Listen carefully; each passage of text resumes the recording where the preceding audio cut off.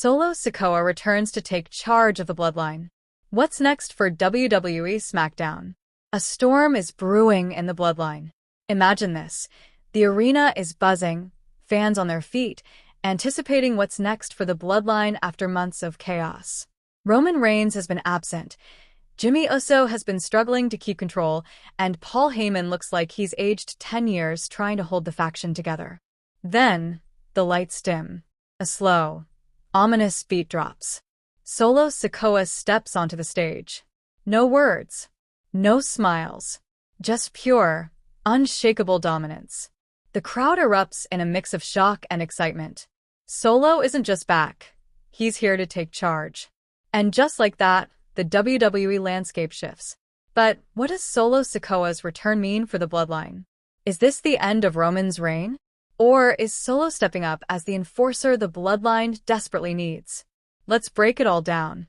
Solo Sikoa. From silent enforcer to Bloodline leader, the role Solo was born to play.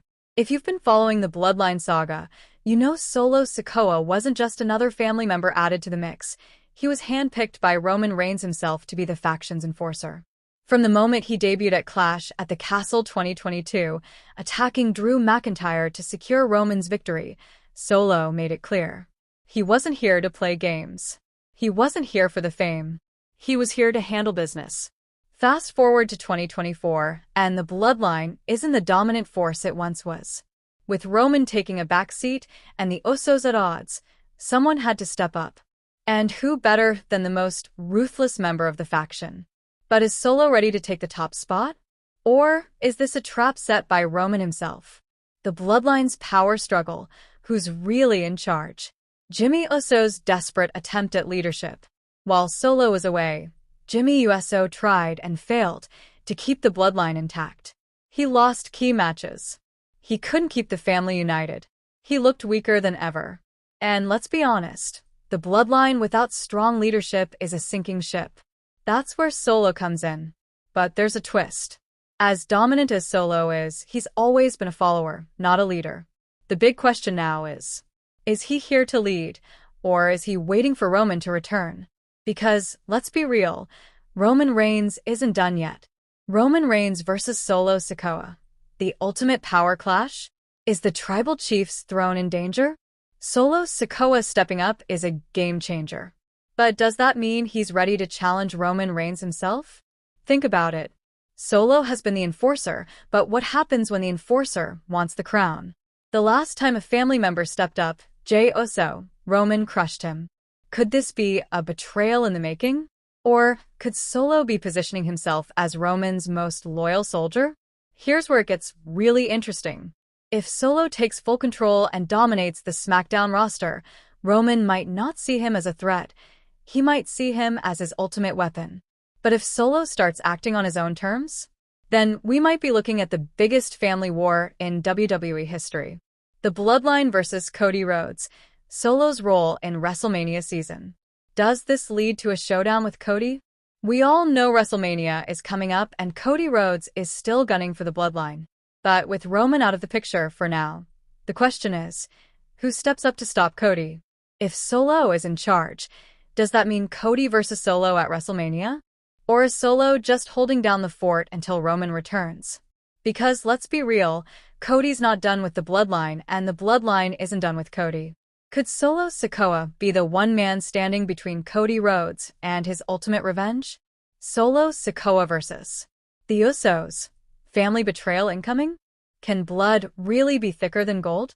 One of the most emotional rivalries in WWE history has been the Bloodline's internal war. Jey Uso already fought back against Roman. Jimmy Uso betrayed Jey, then tried and failed to be the new right-hand man.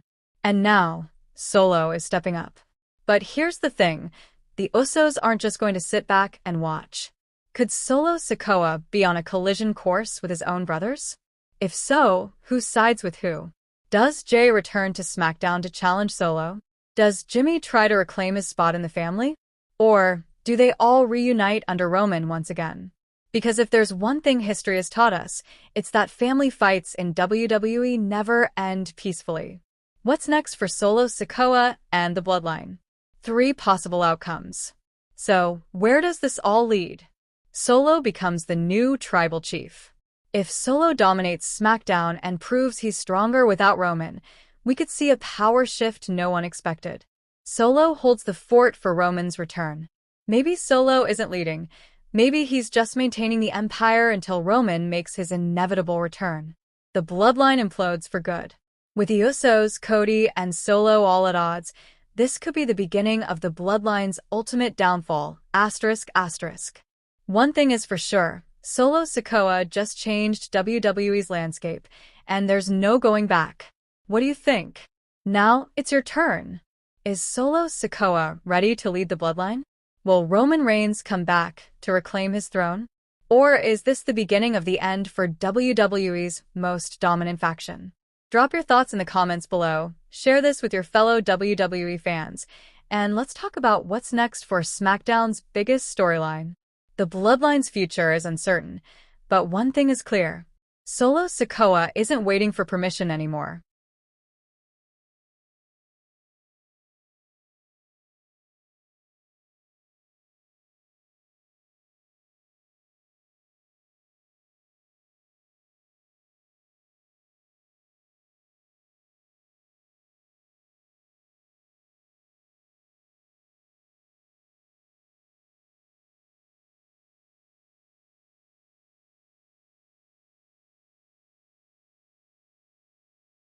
Solo Sikoa returns to take charge of the Bloodline business on SmackDown.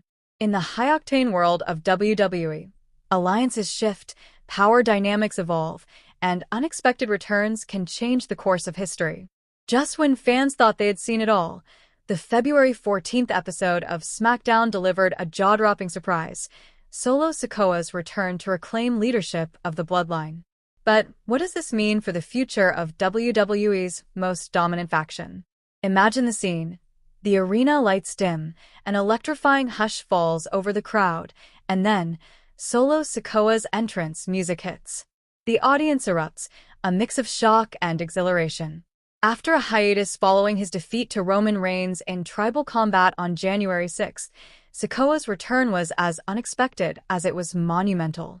But why now? What prompted Sikoa to step back into the spotlight?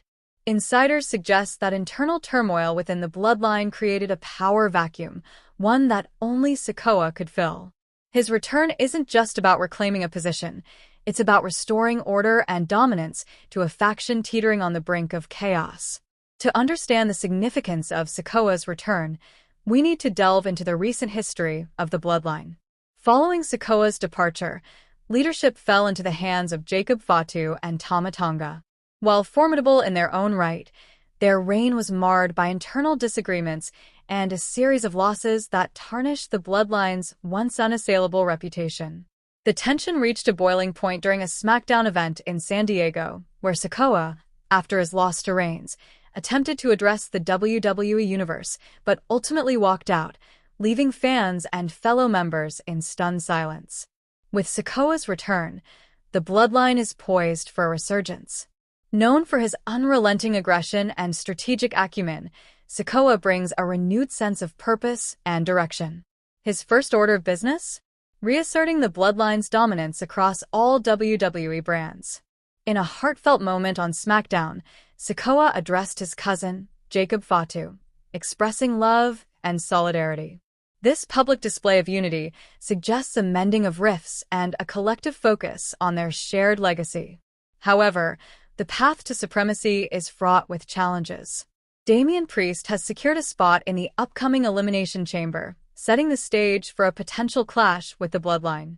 Additionally, the women's division is heating up, with Tiffany Stratton defending her title and Charlotte Flair announcing her intention to challenge for it at WrestleMania 41. As WrestleMania 41 approaches, all eyes are on the Bloodline.